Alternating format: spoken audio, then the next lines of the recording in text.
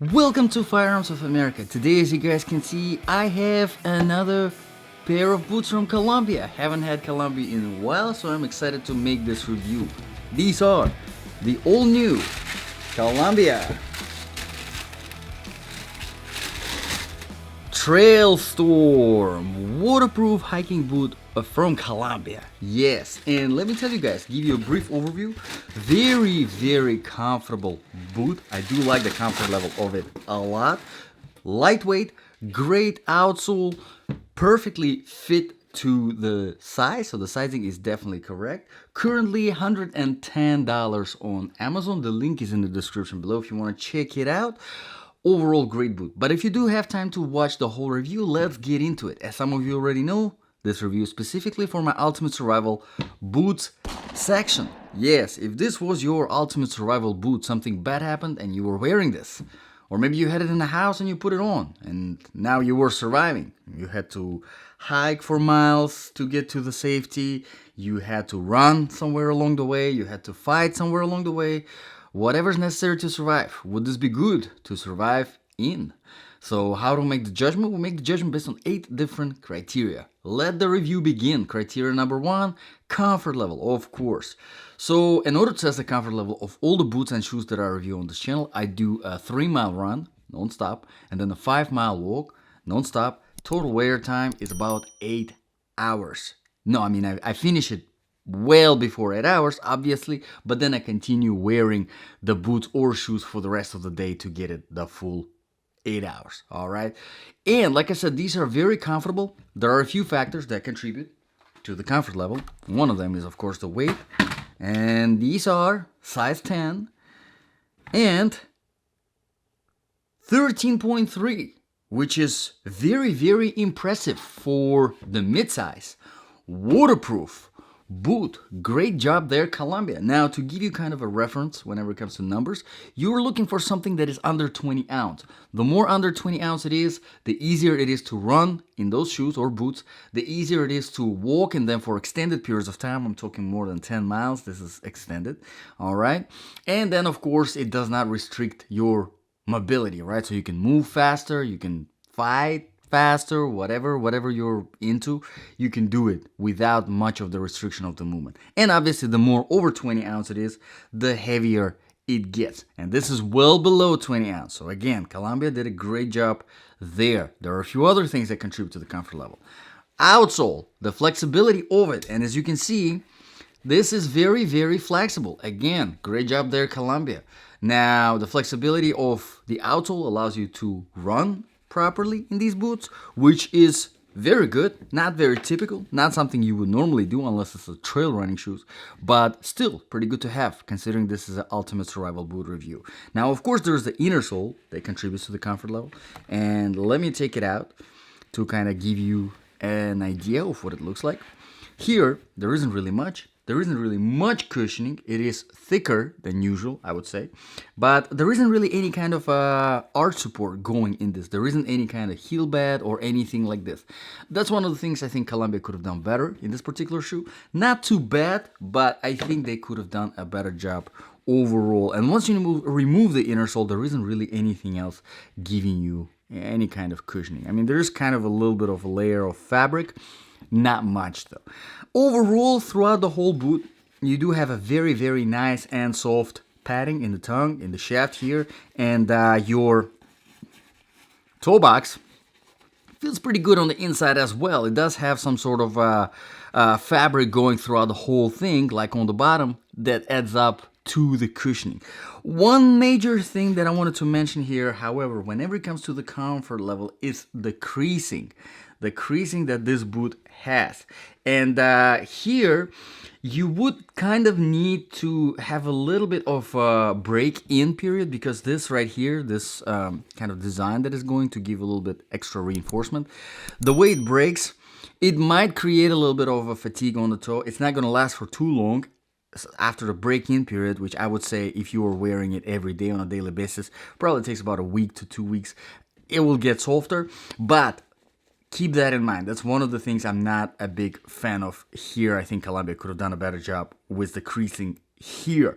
But overall, I think it is pretty good. Let's move on to the criteria number 2, proofing and protection. Now, like I said, these are waterproof, if it can focus sometime this year. There you go. Waterproof. Yes. All right. And you probably noticed the gusseting on the tongue, but this is one of the this is probably one of the major problems that I have with this boot or shoe, however you want to refer to it here, because as you can see, the gusseting is right here, which is about, let's see, there's a ruler.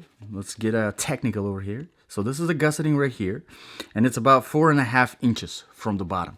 All right, 4.5 inches. Now the shaft length is about 5.5 inches. All right. So the question is, why did Columbia decide not to utilize the full length of the shaft? They could have added at least another inch of waterproofing right here, at least this much of the waterproofing. But they didn't. And I just don't know why, because 4.5 inches of waterproofing, this is pretty much what you will get if you are buying a waterproof shoe, like a regular trail running shoe without the shaft, right? With the ankles open.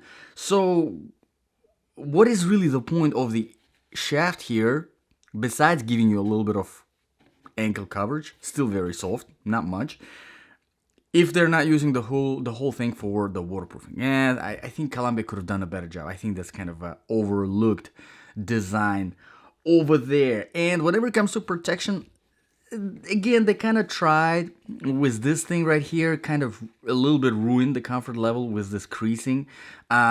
Still, this is not anything sufficient to give you any kind of protection, because this is very, very soft. Don't get fooled by this.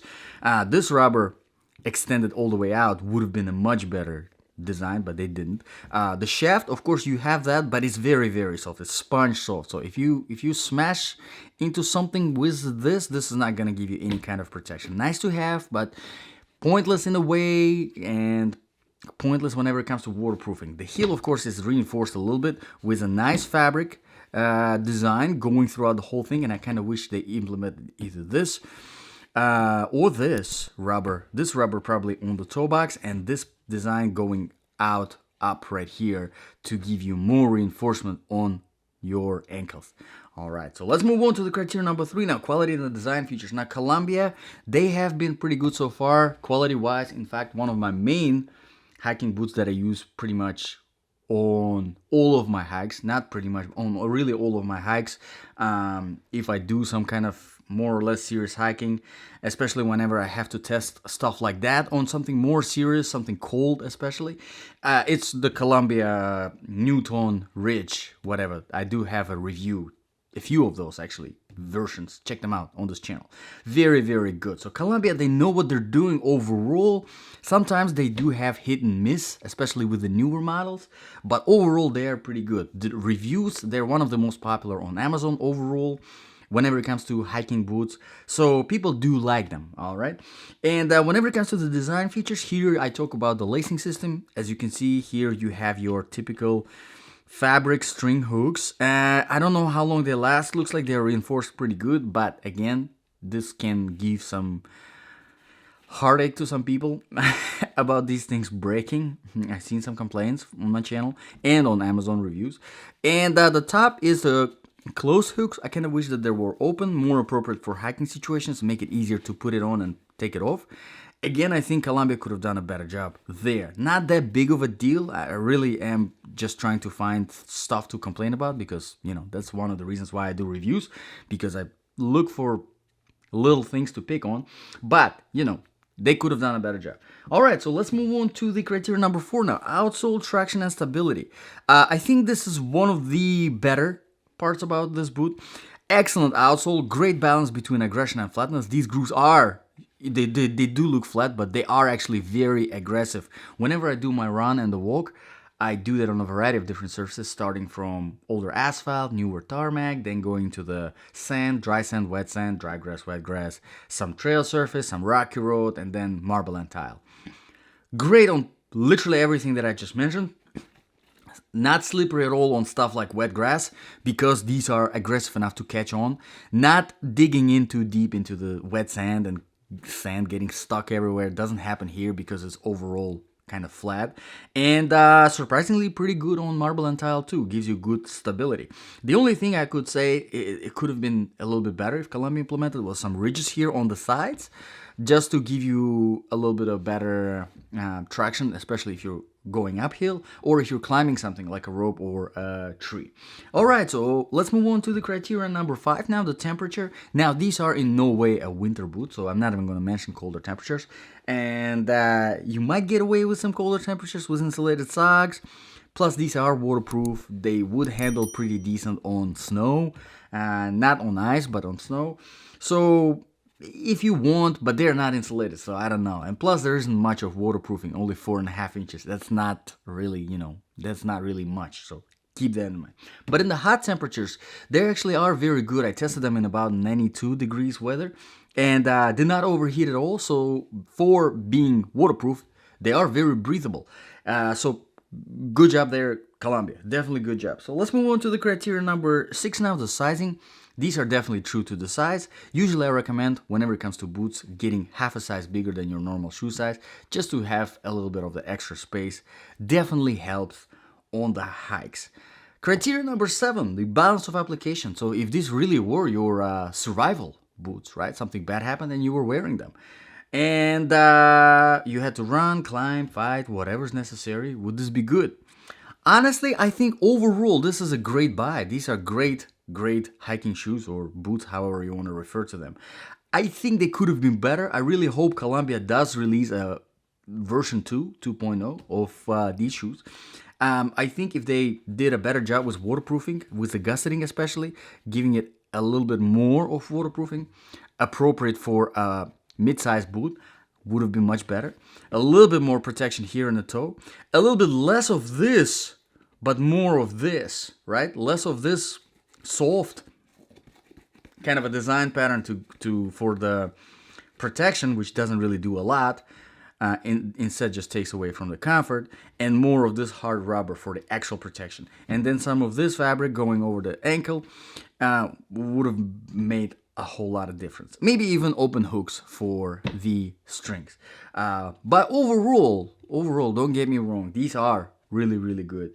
And the very final criteria is the price. Currently they are $110 on Amazon. Again, the link is in the description below. One thing that I wanted to mention here is that they do have several different color variations.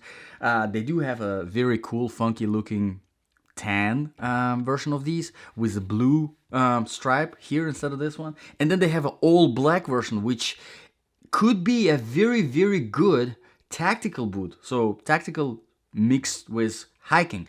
You can't beat that combination. If they have done those corrections that I've mentioned, would have been really good. I'm talking about the top 10 ultimate survival boot.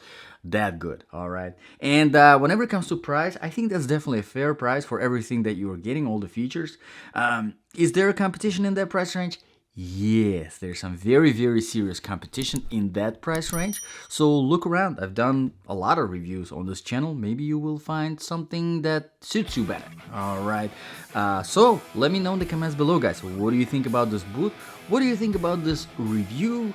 If you have any requests for reviews, you can drop them in the comments below, and I will try to address those. Thank you very much, guys, for watching. This was Firearms of America. I'll see you guys in the next video.